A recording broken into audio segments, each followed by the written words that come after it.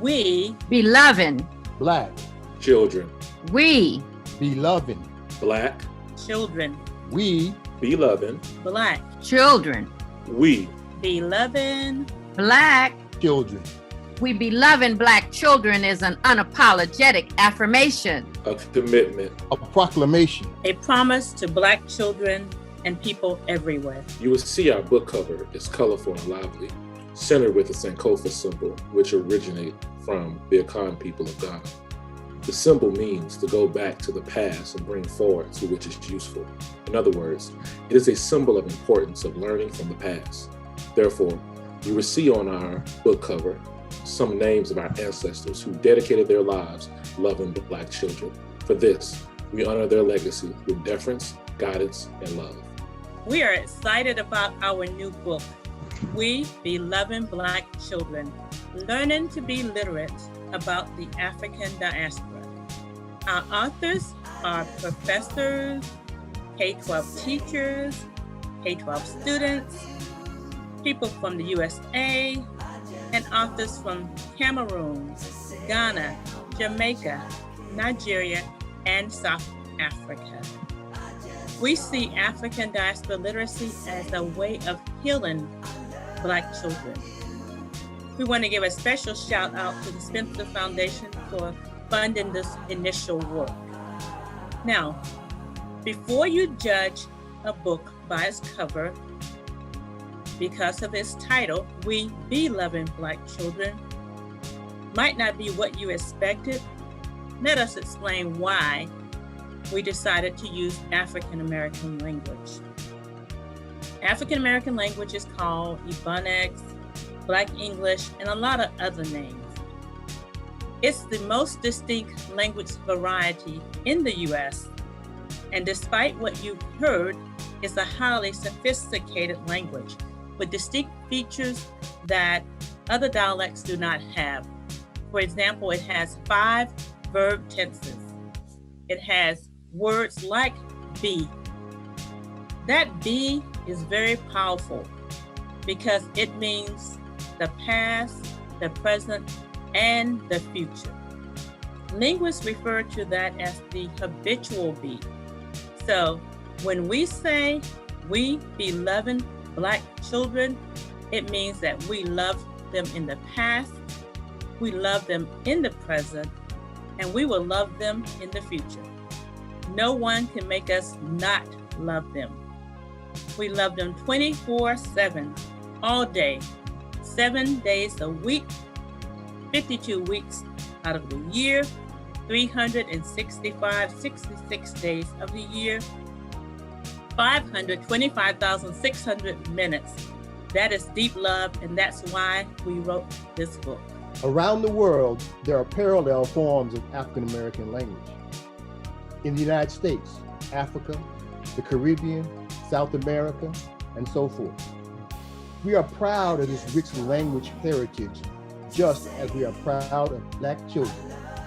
The lives and welfare of our children and future generations are in danger if we, as adults, do not help them learn and value their history and understand contemporary issues that affect us all as Black people. The goal of this book is to share the wisdom that we have learned as professors and teachers and parents.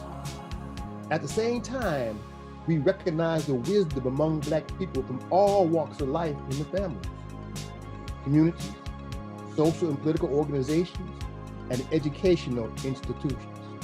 Collectively, we can use our love for Black children to make the world a better, safer, and more humane place for them. The distinguished scholar of Afrocentric theory, Dr. Molefi Asante, wrote a book about his grandmother's language. Our language is a remnant of and the evidence of our Africanity. Also, the late historian Sterling Stuckey wrote about Paul Robeson and his family in a groundbreaking book, Slave Culture. We hope that our book will lead us to our scholarship as support for our practice. So I want to give one example. This is what Sterling Stuckey wrote about Paul Robeson's childhood.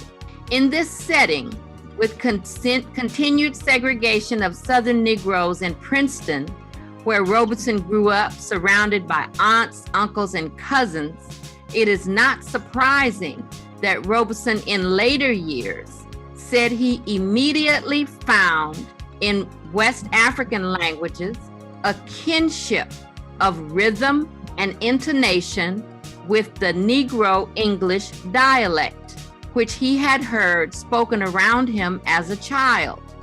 It was to him like a homecoming, he said.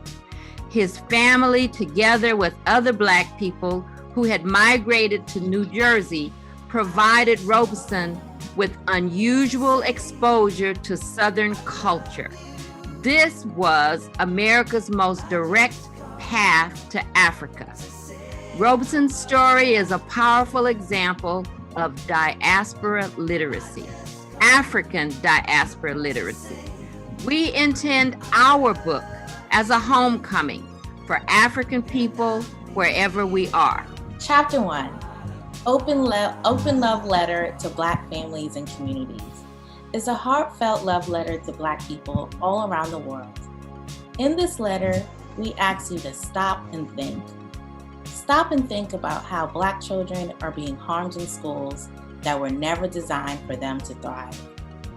Stop and think about the curriculum that murders our Black children's spirits. Stop and think about how we can heal our children from these travesties. In this letter, we will give you some tangible ways to protect our children and foster Black brilliance, Black joy, Black resistance, and most of all, Black love, because we be loving Black children.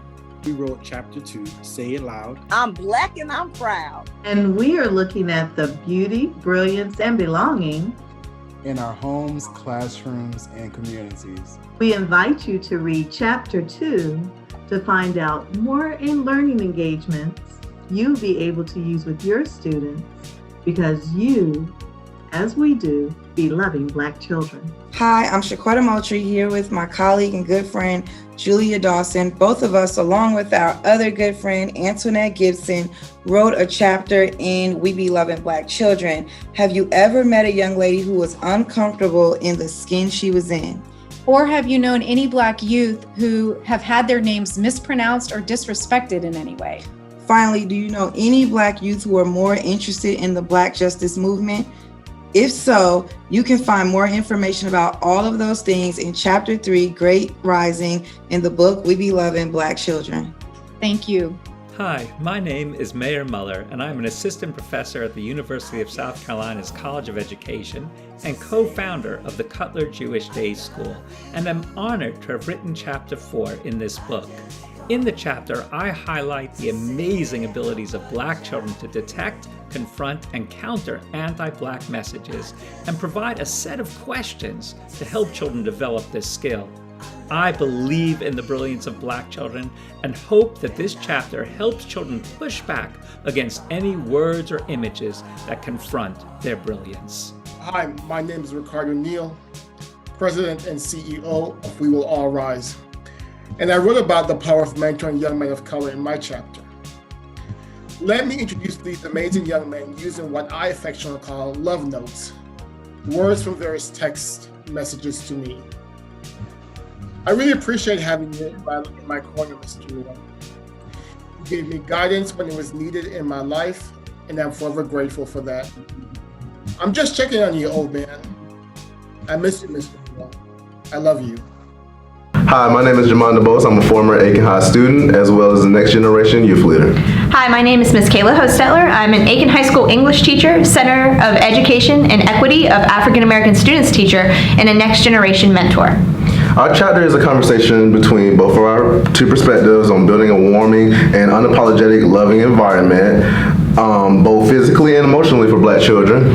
Our chapter focuses on techniques you can use within a classroom, but also in any community space to create a family community for Black children. And through love and compassion, we be family. Hello. Co-author Dr. Joy Howard and I, Shayla Calhoun, are so excited and honored to present Chapter 7, The Crown on Your Head, Teaching African Diaspora Literacy Through Hair in the new book, We Be Lovin' Black Children. Joy, a professor and mother of 3 Black mixed-race children, and myself, a teacher, doctoral student, and mother of 4 Black children, respond to the many examples of conflict over Black hair in recent news. By pulling from Dr. Gloria Boutte and her co-authors' work on African diaspora literacies based on A. Wade Boykin's research, we put forward 3 dimensions of African culture as an entry point into discussing the importance of hair freedom amongst Black youth.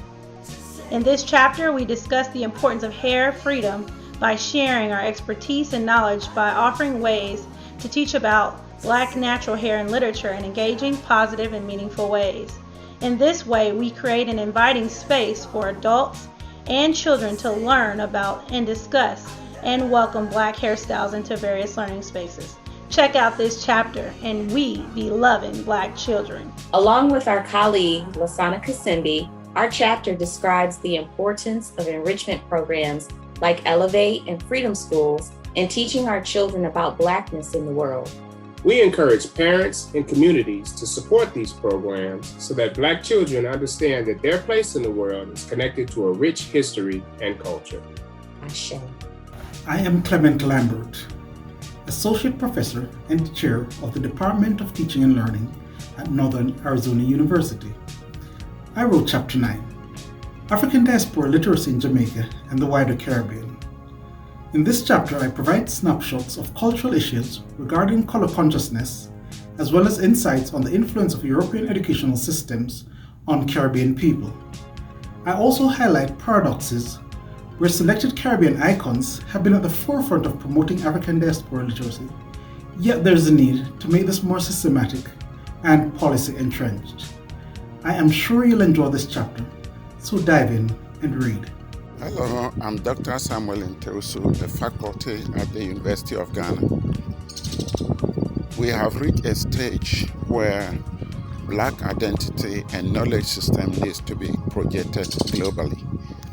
My contribution to the book, We've Been Loving Black Children, is supposed to just do that, give knowledge, project African and Black identity. Thank you. So now what? Everywhere we go, we always get the question, well, what resources should we use to help us teach through Black children? Chapter 11 focuses on various different resources from YouTube channels, university centers, trade books, children's books, podcasts, and many more. But we warn that prepackaged curriculum and all these resources are just the beginning. You have to do the work, you have to do identity work, and you have to love Black children. Thank you. We be loving Black children.